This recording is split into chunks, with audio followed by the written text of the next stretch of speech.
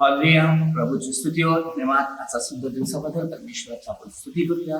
गौरव करूया. पवित्र आत्म्याच्या साहाय्याने आपल्या प्रत्येकाच्या जीवनात पवित्र आत्मा अद्भुत चमत्कार म्हणून आपल्या जीवनात उतरावून विशेष प्रार्थना करूया. या वचनाकडे आपलं लक्ष देण्याबद्दल आपल्या सर्व पापांची क्षमा करून पवित्र आत्म्याचे सहाय्य व पवित्र आत्म्याची शक्ती आपल्या जीवनात उतरूया आणि प्रभूच्या वचनातून चालण्यास प्रवृत्त शक्ती आपल्या जीवनात उतरावी म्हणून विशेष करून पवित्र आत्म्याची अद्भुत चमत्कार आपल्या जीवनात करा म्हणून प्रभूच्या इच्छेप्रमाणे चालण्याचं वरदान आपल्याला म्हणून विशेष प्रार्थना करूया.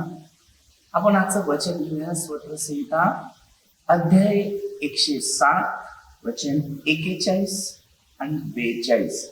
पण दरिद्र्यास कलेशातून मुक्त करून तो उंच स्थानी ठेवितो, त्याचे कुटुंबे कळपासारखी वाढवितो.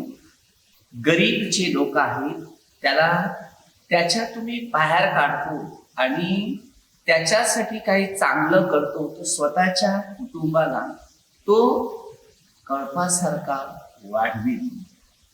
प्रभूचं वचन आपल्याला शिकायला मिळते.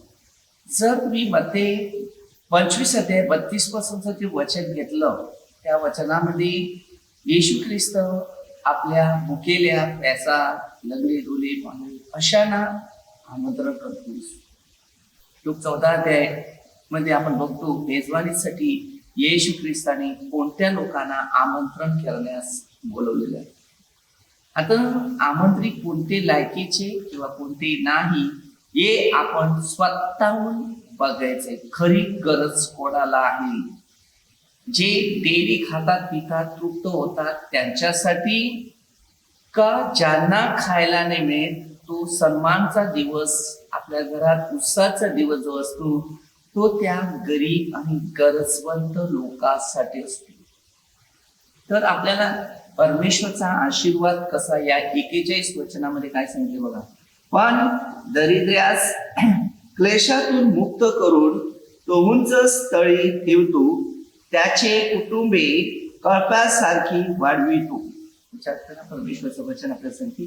42 वचन सांगते, हे पाहून सरळ मनाचे लोक हर्ष पावतात व सर्व दुष्टाई आपले तोंड बंद करतात.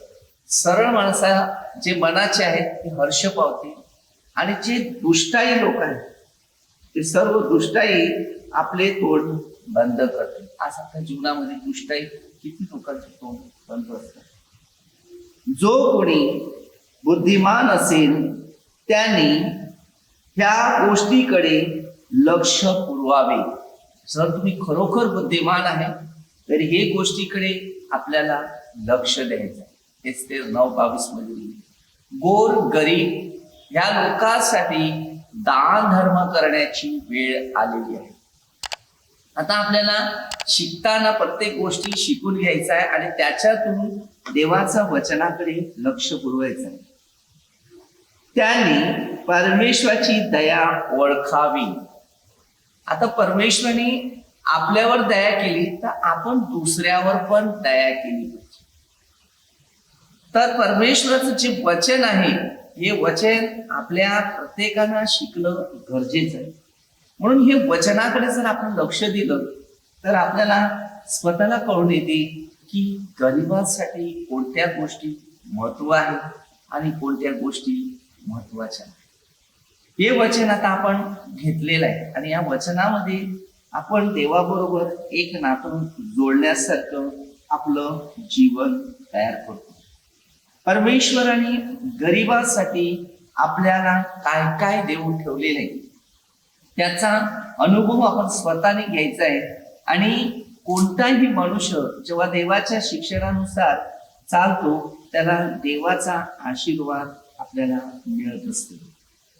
कारण गरिबा बाबतीत तुम्ही आपलं मन तयार केलं तर आपल्याला परमेश्वराचा अनुभव मिळू शकतो आणि त्याच्यातून आपण परमेश्वरापासून एक शिकवण आणि एक अनुभव आपल्या जीवनात आणू शकतो. तर आता आपण 25व्या अध्यायामध्ये बघूया 32 पासून की परमेश्वराच्या शिक्षणाचा न्यायाचा जो दिवस आहे तो आपल्याला कसं सांगते बघा. 32वं प्रसंग 31वं वचन पहिलं स्टार्ट करूया, म्हणजे तुम्हाला त्याच्या पॅराग्राफ पुरा भेटेल. न्यायाचा दिवस. तेव्हा मनुष्याचा पुत्र आपल्या वैभवाने सर्व देवदूतासहित येईल, तेव्हा तो आपल्या वैभवशाली राजासनावर बसलेले त्याच्या पुढे सर्व राष्ट्र जमविली जातील. आता सगळी राष्ट्र एकच राष्ट्रावर अवलंबून नाही, संपूर्ण राष्ट्र येशूच्या समोर जमवले जातील. मग तेव्हा आपण कोणत्या देवाचा अनुभव घेणार आहे आणि कोणता न्याय आपल्यामध्ये. कारण बघा हालेलुया, स्तोत्रसित 13 वचन वाचूया. कारण तो आला आहे, पृथ्वीचा न्याय कराव्यास तो आला आहे.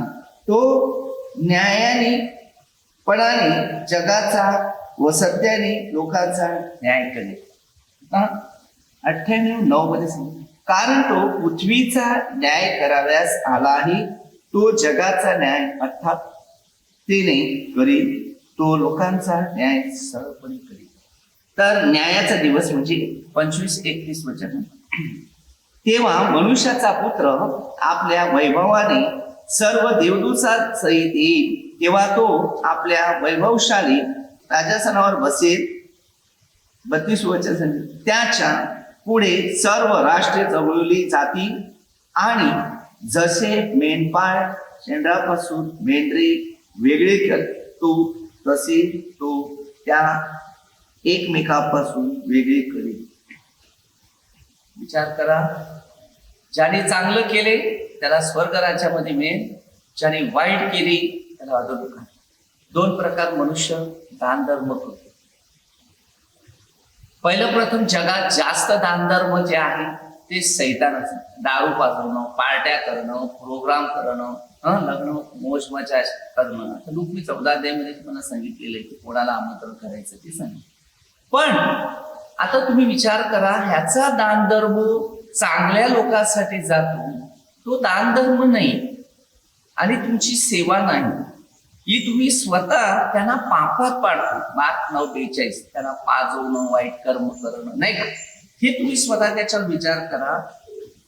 आणि बायबलमध्ये शिकवले कनिष्ठ बंधूला केलं प्रभूला केलं. म्हणजे खरं गरज कोणाला आहे, त्यांना खायला नाही अशा ठिकाणी लोकांना देणं गरजेचं. हालेलुया.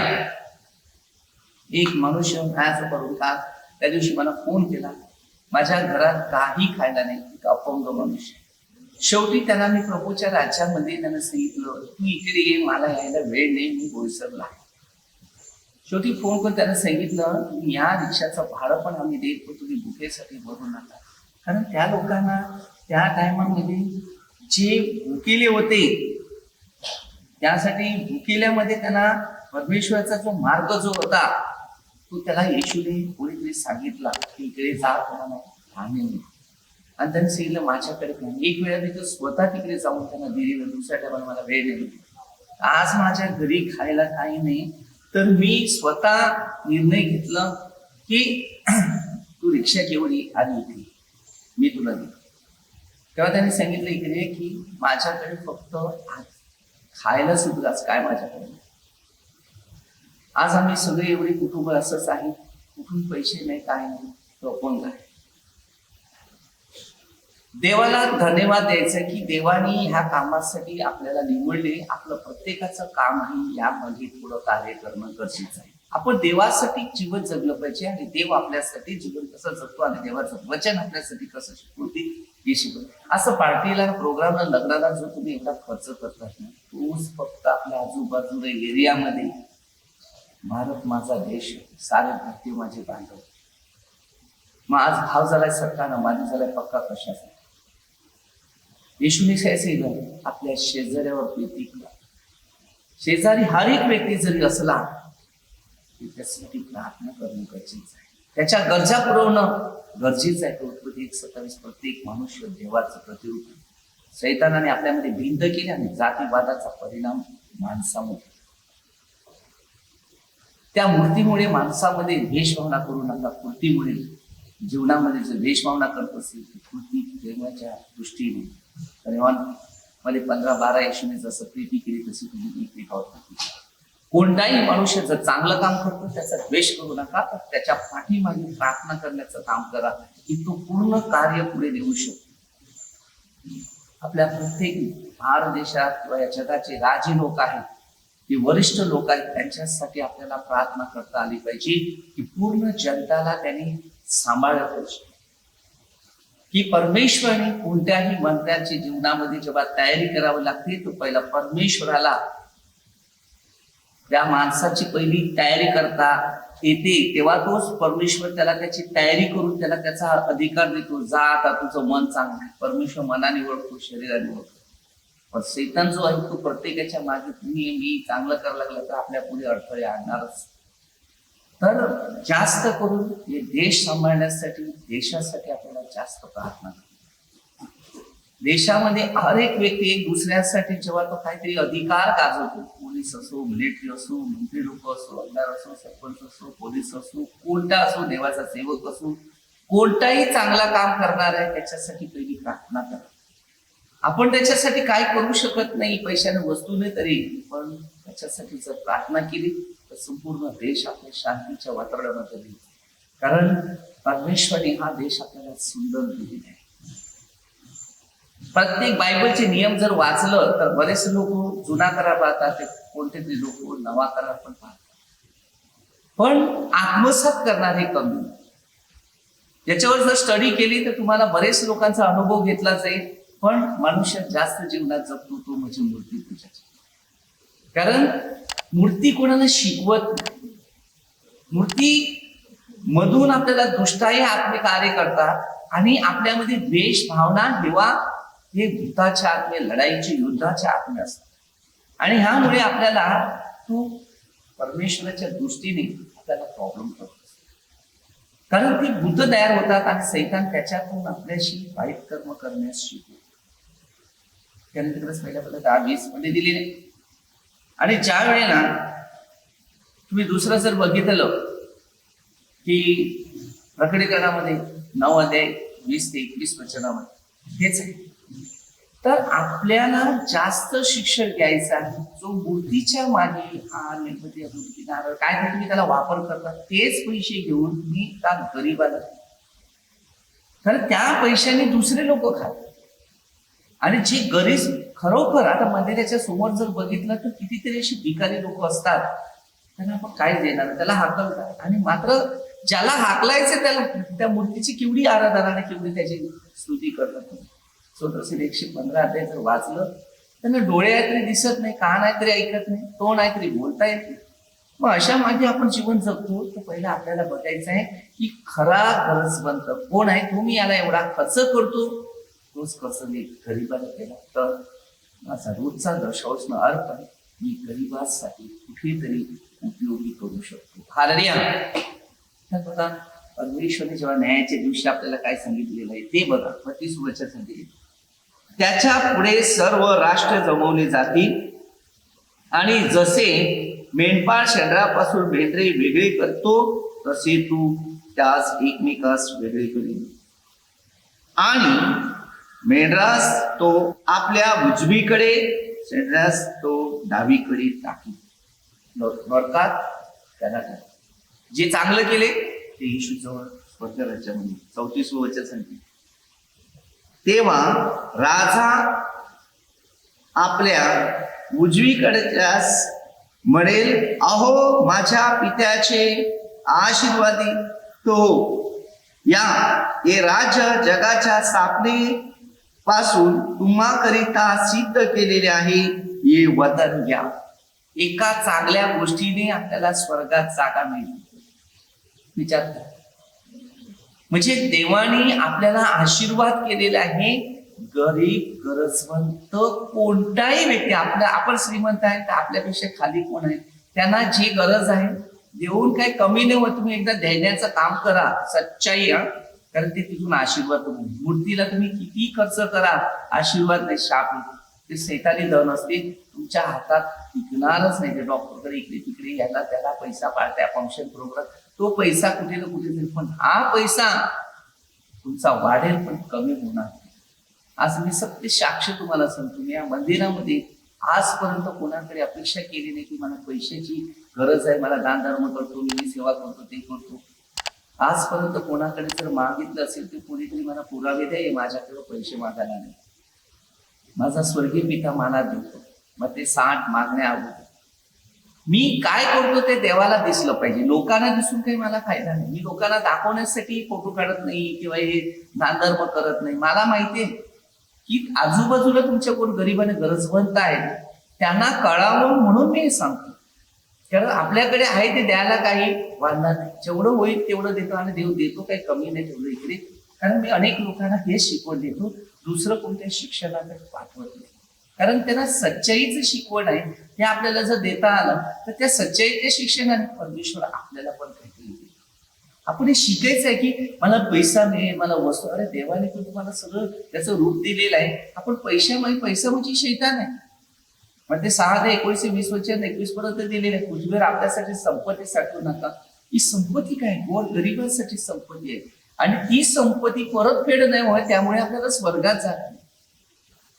म्हणून करिंदीकरास दुसऱ्या पत्रात 9 अध्याय 6 पासून परमेश्वरने आपल्याला दिले. मला ते 3 अध्याय 6 पासून पुढे दिलेले. परमेश्वर बदलत नाही, आपण बदलतो. आपल्याकडे पैसा असला की आपल्याकडे त्याच्याकडे मन लागते.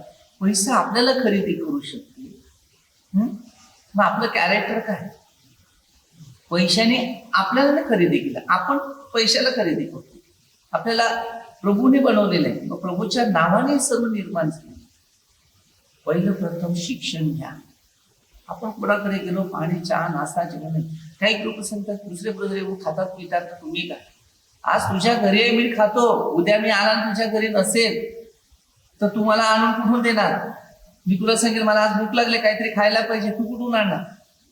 दुसरा विचार हा पण करायचा. मग ते 10 अध्यायमध्ये नाही गेले तर खात पित लोक खाय प्यायला नाही, दारू प्यायला पण लागले, ताड्या प्यायला पण लागले, बिअर पण प्यायला लागले. असं परमेश्वरने हे शिक्षण नाही दिलं. जे आहे वाढलं ते खा, त्याच्यात पूर्ण आणि ते सर्वस्व त्याग करील तर ते शिक्षण आहे. 2 दण्याच्या नोकरीत नाही. मग ते 6:24 प्रत्येक गोष्टी आपल्याला शिकायचं. परमेश्वरने आपल्याला कोणत्या पद्धतीने दिले नाही. मंदिरात आणायला सांगितलं मला की दिनं द्यायचं, सारा दशंश अर्पण माझ्या मंदिरात. आणि जेव्हा परमेश्वराचा मार्ग आहे ते तुम्हाला तिकडे प्रत्येक गुण आपल्याला शिकायचं आहे. याचे मध्ये 44 अध्याय शेवटचं वचन आणि याचे काही 45 अध्याय 1 वचन. एक भाग पवित्र म्हणून परमेश्वरासाठी काढा. कोण काढतो? आपल्याला बायबलची काही मुद्दे माहिती नाही. दान धर्म कसा करावा, लोक दानाचा वापर करतात, द्यामध्ये दिलं जाईल. दानाचा वापर करतात, द्या म्हणजे दिलं जाईल. ज्या मापान द्या त्या मापान जास्त दिलं जाईल, त्या मापाने त्या 10 पट देतो. मी माझ्या जीवनामध्ये सत्य तुम्हाला एक शिकवतो. मी आज लोकांना देतो, मला कुठून येते मला माहिती नाही, पण मला फक्त द्यायला सांगितले मी देतो. कारण माझ्यासाठी मी जमा नाही करत. जे काय आहे ते केंद्रासाठी आणि प्रभूच्या सेवेसाठीच माझा वापर आहे. आज मी ती 4-4 दिवसाचं बर्फाचं वस्तू घेऊन खातो आणि मी तसं ना त्यांना लोकांना इकडे जातो तिकडे सगळ्यांना चांगल्या रीतीने गरीब गरजवंत लोकांना खाण्यासाठी भरपूर माझी इच्छा आहे काय काय कार्य करायचं. परंतु बोललं शैतान आहे त्याला चांगल्या गोष्टी करून देणार नाही. कोणाला कोणाच्या डोक्यामध्ये असा प्रेरणा देणं, तुम्ही चांगलं करत असेल तिकडे वाईट करण्याचं काम करून दाखवा, बोलू नका. कारण का बोलण्याने होत नाही. पहिलं बोललं तर पूर्ण आहे. तुम्ही पूर्वीपासून हे सेवा करत असताना शक्यता मला एक सवय आहे की कोणाला सांगायचं नाही. तर प्रभूने पण सांगितलेलं या हातातून ह्या हाताला कळलं पाहिजे. का? कारण ते देवाला माहिती आहे का दुसऱ्या हाताला कळतं तेव्हा शैतानाला कळतं. जेव्हा आदामेवाला पहिल्या गोष्टी सांगितल्या, या झाडाचं फळ खाऊ नको, आदामाने एवेला सांगितलं, पण शेवटी तो आला ना त्याला सांगितलं नाही तुम्ही देवासारखी होणार. जेव्हा 14 ते 12 वचनामध्ये दिले ना, माझ्यावर विश्वास माझ्यापेक्षा मोठे कृती कर. आता येशूने आपल्याला मोठ्या कृतीमध्ये टाकलेलं आहे, पण मोठी कृती कशा प्रकारे करायचं आहे? तुम्ही त्याच्या सेवेसारखे वागले, त्याच्या कार्याप्रमाणे कार्य करत राहिलं तेव्हा त्याच्यापेक्षा मोठे तुम्हाला सन्मान मिळेल. तर मध्ये 5 वेळा तुमची सत्कर्म पाहून परमेश्वराचे गौरव करायचे. एक पवित्र शास्त्र आपल्या सर्वांना आनंदी व शांती देणार. ते धन पैसे तुम्ही विचार करा, 10 करोड रुपये तुमच्या हातामध्ये आलेले आहेत. आज रात्री तुमचा जीव परमेश्वराने नेला तर त्या बायबलमध्ये आपण वाचतात आज रात्री तुझा जीव गेले कोणाचा. काय पवित्र शास्त्रात लिहिलेलं आहे ना, आपण धनाच्या मागे लागतो.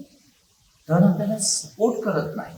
गरजेसाठी आहे, धनाची नाही असं मी सांगत की पैसा नाही पाहिजे, खाणं नाही पाहिजे, वस्तू नाही. देवाने निर्माण केले ते सगळं पाहिजे, पण अवक्या बाहेर नाही. माझ्यापेक्षा जास्त जर गरीब आणि गरजवंत आहे त्याला मदत करणं गरजेचं आहे. आज मी कुठेतरी जात असताना रस्त्याला भेटलो तर कोणालाही या दुकानात जरी कोणाला छोटंसं मूल जरी आलं असेल तर त्याला चॉकलेट किंवा खाऊ तरी काहीतरी दिल्याशिवाय मी तिथून हटत नाही, भले श्रीमंत असो.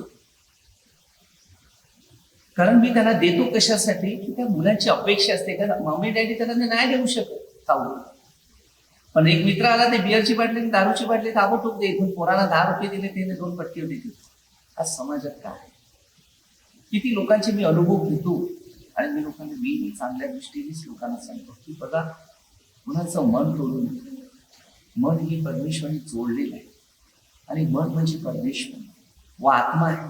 आणि व आत्मा गेला तर त्या माणसाच्या मागे किती रडा बोमा मारा, सांगा काय फायदा नाही. जिवंत असेल त्या अगोदर काहीतरी करा, ती म्हणजे चांगलं करा, मृत्यूनंतर करू नका, काय त्याचा फायदा नाही. ही मूर्ती पूजा आणि ती भूताची पूजा होती. म्हणून परष्टी आपल्याला दिले नाही, आपण परष्टी बनतो. का बनतो? कारण आपल्याला माहिती जिवंत देव असून त्याच्या मागे काही करायचं नाही. प्रभू येशू ख्रिस्त, मला काही लोक सांगतात गणास हा सापासून तुम्ही बघितलं, जुन्या काळात होता, पण येशू ख्रिस्ताच्या काळामध्ये प्रभू येशू मेलेल्या मेल्यास बुडाला सांगितले तू जा देवाच्या राज्याची घोषणा कर. मला काही लोक तू मैदाना का जात नाही, मी मरणाच्या अगोदर जातो. येशूच्या नावाने प्रार्थना करतो. आपल्या जीवनामध्ये बघा, जर याकोब 5वा अध्याय जर तुम्ही वाचलं तर त्याच्या नीतिमनाची प्रार्थना प्रभू आहे. किती ते लोक माणसं मरणातून वाचलेले आहेत आणि ज्यांचे आत्मे सोडायचे आहेत प्रार्थना केली तर त्यांच्या आत्मे देवाकडे पण पोहोचवलेले. आणि ही सत्य गोष्टी घडलेली आहे. ही प्रार्थना आपल्याला गरजेसाठी जिवंत असेल तेव्हा, त्यांना भूक आहे, तो खायला आहे, प्यायला आहे, काही गरज आहे, त्याला त्या टायमाला जर मिळत नसेल तर त्याचा फायदा आहे. मी जरी कोणाला भेटायला गेलो त्याच्या सगळ्या गरजा बघतो आणि त्याच्यानंतर त्यांना मदत करून येतो आणि मी देवाच्या गौरवासाठी देवाचं नाव पुढे नेतो. आपल्या प्रत्येकाने देवाचं नाव पुढे न्यायचं आहे.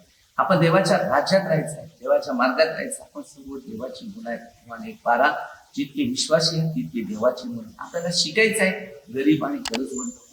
तिथे जाती धर्म जर तुम्ही बघायला गेलं तर एकाचा पण तुम्ही दान धर्म करण्याचा काम करणार नाही.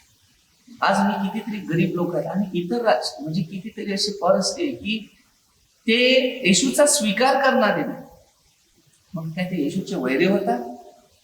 गरीब गरजवंत कोण, माझा शेजारी कोण, प्रभू येशूने सांगितलं. धर्माचे विचार नाही.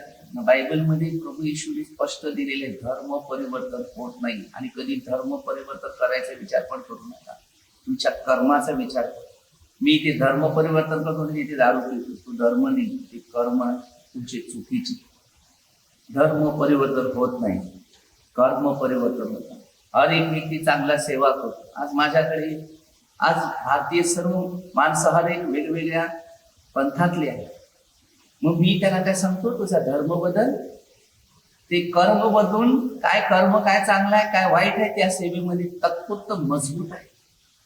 कुठे तिथे मी त्यांना धर्म बदलायला लावला नाही. तुम्ही या धर्मात येतील तर तुम्ही सेवा करू शकता, असं काही नाही.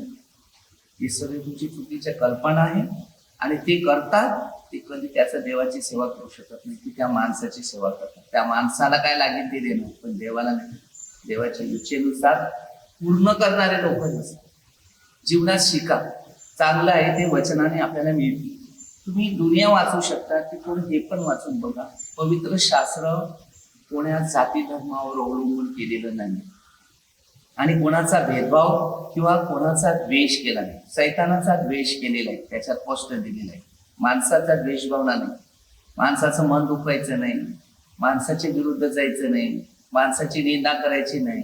कोणी तुम्हाला शेळेलं असेल, दुखवलं असेल त्यासाठी प्रार्थना करा. तुमच्या एका गालावर मारला असेल तर दुसराही गाल पुढे करा. इतकं चांगल्या रीतीचं प्रभूचं शिक्षण आहे या पवित्र शास्त्रामध्ये. हे शास्त्राचं शिक्षण घेतलं तर त्याचं जीवन बदलेल आणि तो स्वर्गीय राज्यामध्ये 100% त्याच्यात प्रवास करेल. कारण हेच फक्त स्वर्गीय राज्यात जाण्याचा मार्ग आहे येशू प्रभूच्या द्वारे. आणि येशू ख्रिस्त जो आला होता तो सैतानाला हरवण्यासाठी आला. लोकांना पापात आणि घाणीतनं नाशामध्ये पडलेली होती त्यानं. आता इतर राष्ट्रीय जे लोक होते, इतर लोकांना त्याने पापातून वाचवलं. जेव्हा 4 अध्याय वाचलं, कितीतरी बायबलचे नियम आपल्याला त्याच्यात शिकायला मिळते. ते परराष्ट्रीय म्हणून समजत होते, ते येशूचे स्वीकारलेले लोक नव्हते.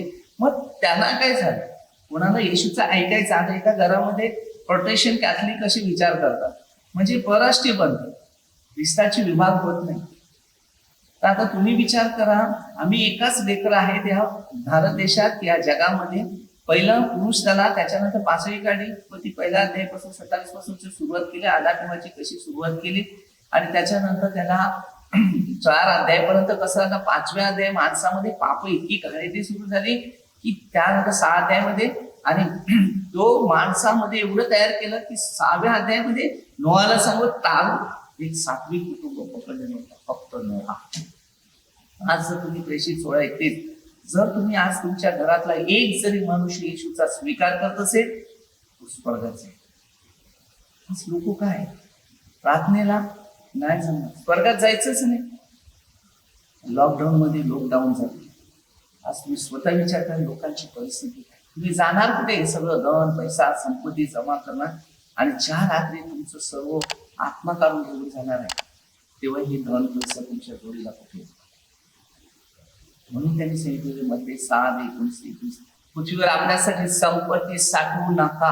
आज जर मनुष्य संपत्तीचा शोध करतो, तो परमेश्वराच्या राज्यात कधी जाऊ शकत नाही. आणि जो प्रभूचा शोध करतो, तो खरोखर परमेश्वराच्या मार्गामध्ये आपल्या जीवनात तो प्रवास करतो, आणि त्याच्या पवित्र आत्मा त्याच्यामध्ये कार्य करतो. म्हणून त्या विषयावर आपल्याला पुढे वाचायचं आहे. 35 वचन, कारण मी भुकेला होता तेव्हा तुम्ही मला खाव्यास दिले, ताणलेला होता तेव्हा मला प्यावयास पाणी दिले, परका होता तेव्हा मला घरात घेतले. आज रस्त्यावर तेवढी पडलेली कोण आपल्या घरात घेतो की बाबा हे तुम्ही बस जेवून खा. आज कितीतरी लोकांच्या जीवनामध्ये अशा घटना आहेत ना. आम्हाला सुद्धा एक खूप इच्छा आहे की आम्ही सुद्धा अशा लोकांना आवडून ठेवून त्यांना शिकवून मार्गदर्शन करून त्या सर्व बंधनातून मुक्त करून त्यांना रोजची भाकर खाऊन देवाच्या गौरवासाठी त्याच्या राज्यात प्रवेश करणं गरजेचं आहे. मग त्याची तयारी केली, तोच त्याने दुसऱ्याची तयारी केली. दुसऱ्या आजूबाजूला कितीतरी गरीब आणि गरज होतात. फक्त आम्ही आज रस्त्यावरच्या लोकांपर्यंत जाऊन डबे वाटत करतात, ते काम करतात. परंतु त्यांना ज्यात पाहिजे ते कपडा लत्ता सगळं देतो, राहण्याचं त्यांना सगळं सुखसोयी करतो. पण प्रभूची इच्छा आज असं वाटते की प्रत्येक गावामध्ये एक तरी कुटुंब आजूबाजूला गरीब आहे. प्रत्येकाने 1-1 रुपया जरी काढला तरी प्रत्येक गावात एक पण माणूस गरीब राहणार. त्याच्या गरजा 1-1 रेशन पाणी महिन्याला आपण भरू शकतो. त्याच्यानंतर आपण एक काम करू शकतो. आपल्या गावामध्ये फार गरीब आहे असं वाटते, किंवा कोणातरी एक गावात गरीब आहे, तिथे आपण एक हॉटेल तयार करतो. तसंच एक आपलं खाण्याची एक आठवड्यात 1 दिवसात म्हणजे 2 टाइम जेवण देण्याचं. त्यांना 2 टाइम तिथे खाणे भरून दिलं तरी ते कमीत कमी जेवण जातं. आता आमचं पर्याय असं घरोघर गावात जेवढे जाता येतं तेवढे डबे भरून जेवण बनवतात, देतात. आणि आता काही ठिकाणी मी तसंच केलेलं आहे. गुलसरी हे जेवण बनवतो तिकडे आणि तिकडेच लोकांना वाटवतात. कारण हे पर्याय तर मला भरपूर ठिकाणी करायचंय. कितीतरी गरीब लोक असे आहेत की अद्याप त्यांना सारखं खायला नाही. काही ठिकाणी खाणं नाही मिळत म्हणून माणसं मरतात. आई बाप दारू पितात, पोरं तशीच पडतात, खाण्याची ठिकाणी नाही. त्या परिस्थितीमुळे एवढे दुःख येतात की आपल्याला जीवनामध्ये एवढं मुश्किल वाटते की विचार करून चांगली सुंदर मुलं असतात आणि चांगलं जीवन असतं. कारण स्वतःचे 127:3 वचने संतती परमेश्वराने दिलेलं धन आहे. हे धन आमच्या प्रत्येकाला सांभाळायचं. जर झाड लहानपणापासून जर चांगल्या रीतीने वाढवलं नसतं, आज मी सुद्धा एका श्रीमंतापासून गरीब बनला, गरीबापासून मी आज देवाच्या राज्यात. आज कधी खरंच पत्रामध्ये बघता आपला अध्याय 9 वचन दुसरा, तो धनवान असताना आमच्यासाठी गरीब. आज आपल्या जीवनामध्ये शिकायचंय की प्रभूने काय आपल्याला दिलेले, कोणते मार्ग दिलेले, कोणते शिक्षण दिलेले, हे शिक्षण आपल्याला पहिले घेतलं पाहिजे. आणि जर आपण त्याच्यामध्ये त्या शिक्षणात घेईल तर प्रभूचं वचन आपल्यासाठी खूप महत्वाचं आहे आणि त्याच्यातून आपल्याला प्रभूचा मार्ग मिळणं जरुरी आहे. पण आपण जीवनामध्ये जर प्रभूचं वचन नाही घेतलं तर आपल्याला प्रभूचा मार्ग आपल्या समोर येणार नाही. कारण आपण प्रभूला त्याचा मार्ग घेतला. तर आपण बघा कोरिन्थीय दुसऱ्या पत्रामध्ये 8:9, आपला प्रभू येशू ख्रिस्ताची कृपा तुम्हाला माहित आहे की तो धनवान असताना तुम्हाकरिता दरिद्र झाला, अशा हेतूने की त्याच्या दरिद्र्याने तुम्ही धनवान व्हावे. तो गरीब झाला, आपण श्रीमंत. तुम्ही गरीब व्हा आणि त्याला श्रीमंत करा, मला स्वर्गात जागा. म्हणून तसे पित्याच्या आशीर्वादित लोक काय करा, माझ्या उजव्या करायचं. आज आपल्याला शिकायचंय की मत्तेमध्ये 25 अध्यायामध्ये 32 पासून पुढे 46 पर्यंत आपल्यासाठी कोणत्या परमेश्वराने जागा घेतलेला आहे ते शिकायचं आणि त्याच्याद्वारे आपल्याला पूर्ण वचनात वळायचं आहे. तर आपण छोटीशी प्रार्थना करूया. आकाश पृथ्वी निर्माण करता परमेश्वर, त्याला पहिला धन्यवाद देऊया. त्याची स्तुती आणि गौरव असू दे. त्यानेच आपल्याला उत्पन्न केले आणि आपण त्याची प्रजा आहे. आपण मंत्री लोक, आमदार, सरपंच, सर्व पोलीस रेडिओ, ज्याला प्रभूने अधिकार दिलाय त्याने त्या देशाचा सांभाळ करण्यासाठी त्याला प्रभू तुझा आशीर्वाद, या देशाचे सांभाळ करणाऱ्या प्रत्येक व्यक्तीवर तुझा पवित्र आत्म्याचा वर्षाव कर. गरीब आणि गरजवंत जे आहेत त्यांची सर्व करण्यास त्यांना कृपेचं दान दे. आणि प्रभू प्रत्येक गरीबावर दया करण्यास, म्हणजे दुरे पांगळे जे गरजवंत अशा लोकांना प्रभू ते धान्य वाटप करण्यापासून, जल पाणी ज्यांना काही ते गरज आहे त्या कपड्यापासून तुझ्या वचनानुसार प्रत्येकांना प्रेरणा दे, आशीर्वाद दे. या देशावर शांतीचा वर्षाव कर. सर्व लोकांना तुझ्या वचनाने व तुझ्या मार्गाने त्या सर्व देशात प्रभू प्रत्येक व्यक्तीला तुझा आशीर्वाद करतो. तुझ्या वचनानुसार चालणाऱ्या प्रत्येकांना तुझा शांतीचा मार्ग दे. जो खर्च आम्ही त्या मूर्तीकडे करता तोच खर्च प्रभू मूर्तीकडे केला तर तुझ्या आशीर्वादाने आम्ही तुम्ही आशीर्वादित आम्हाला देऊन आम्हाला तुझा स्वर्ग राज्यात तुझ्या सवासाठी होऊन तुम्ही आमच्या जीवनात आनंदाचा मार्ग आम्हाला देईल. त्यावेळी आम्हाला आमचा विश्वासाद्वारे, आम्ही प्रभूच्या सवासाद्वारे, आम्ही प्रभूच्या मार्गाद्वारे त्याच्या चालावे म्हणून विशेष प्रार्थना करतो. प्रभू तुझं राज्य आम्हाला दे, तुझं वचन आम्हाला दे, तुझं शिकवण आम्हाला दे, तुझे मार्ग आम्हाला दे आणि तुझ्या राज्यात आमचा प्रवेश कर. ही प्रार्थना येशूच्या नावाने करतो. आणि पिता परमेश्वरा तुझं राज्य व तुझा वैभव सर्व लोकांवर उतरू दे. ही प्रार्थना येशू ख्रिस्ताच्या नावाने करतो. आमेन. पिता परमेश्वर स्तुती हो. धन्यवाद.